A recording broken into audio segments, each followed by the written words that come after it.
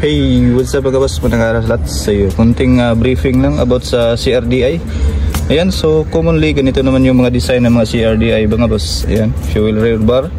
Ito yung nag-hold ng high pressure para ma-distribute yung even na pressure dun sa ating mga injectors.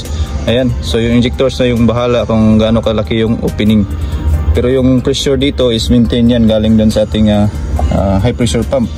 At kapag nag-low pressure na to mga boss, ayan, so sasabihin ko sa inyo ito lang, dapat maintindihan ninyo para mabilis nyo matrouble yung sasakyan. Kung may low pressure sa ating fuel system na code sa ating scanner, yan, pwedeng itong magiging cause mga boss, itong sensor mismo, high pressure sensor, or itong relief valve, ito.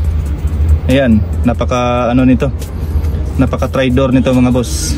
Tapos, yung mga injector din kung may leaking, so hindi rin mag-build up yung high pressure dito.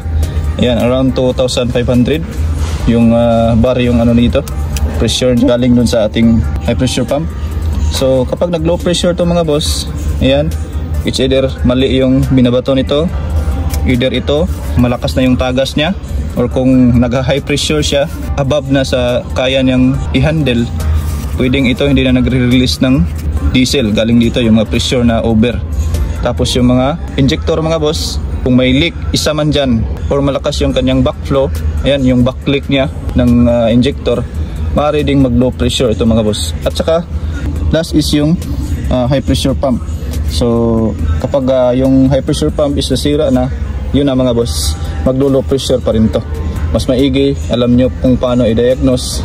Ayan, yung mga ibang units, dalawa yung high pressure sensor dito magkabilaan, tapos itong relief dito sa kanyang high pressure bar. At siyempre i-consider na rin yung leak ito sa mga supply niya, baka may leak, so mag-low pressure pa rin tong reading ng ating sensor.